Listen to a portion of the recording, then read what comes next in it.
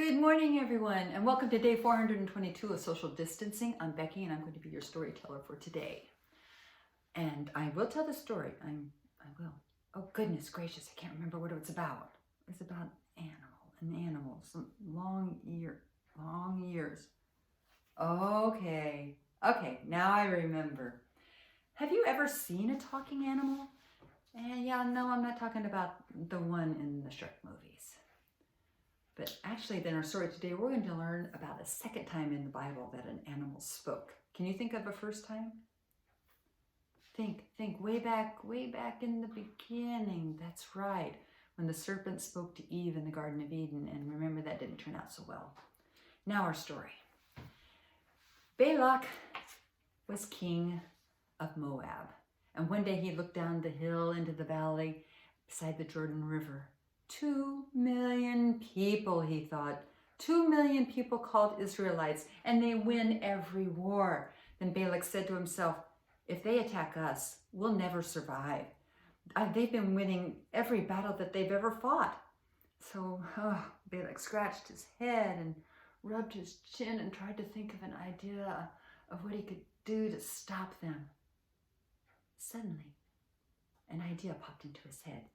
He remembered that the people were talking about a man named Balaam.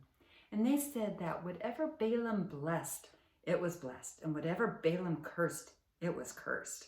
So right then, King Balak decided to have Balaam put a curse on the Israelites. So Balak sent some messengers to Balaam. But when Balaam talked to God that night, God said, don't put a curse on these people. I have blessed them. So the next morning, Balaam called the messengers in and said, go home. The Lord won't let me go with you. So the messengers told Balak that Balaam wouldn't come to him. But Balak decided to ask again. And this time he sent more messengers with more money. But when they talked to Balaam, he said no again, even though he was greedy and he really wanted the money. But that night God spoke to Balaam and he said, go with these messengers, but say only what I tell you to say. So early the next morning, Balaam called the messengers in and told them that God had told him he could go. So he got on his donkey and they began to ride into the valley. And all at once, Balaam's donkey went off into a field and Balaam beat the donkey to get it back on the road again. Soon Balaam came to a really narrow place in the road, and all at once, the donkey pressed so close to the wall that Balaam's foot was crushed. And Balaam once again beat the donkey, and the poor donkey cried out, but she just kept on going. At last, the road became so narrow that only Balaam and the donkey could get through, and the donkey couldn't go forward because there was an angel in the way. So it just sat down on the road, and Balaam beat the donkey again. And then the most surprising thing happened. That donkey looked up at Balaam and talked to him. What have I done to you to have you beat me these 3 times? The donkey asked, and Balaam talked right back to the donkey. You have made a fool of me. If I had a sword in my hand, I would kill you right now. But the donkey reminded Balaam, am I not your own donkey, who you have always ridden? Have I ever done this before? Balaam sheepishly shook his head, and then his eyes were opened, and he saw the angel. The angel told Balaam that if the donkey hadn't stopped, he would have killed him right there and spared the donkey. At last, Balaam came to the place where he met King Balak.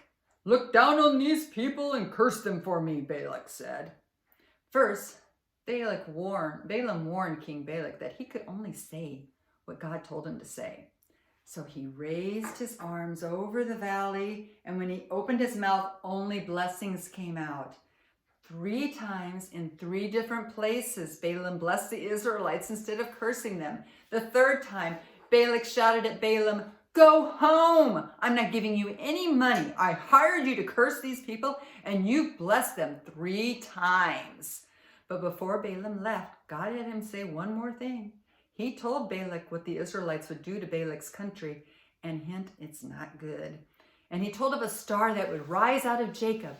That star would be Jesus, the one who would save the world, which he did by rising from the dead on Easter morning. And that's the story of Balaam and his talking donkey.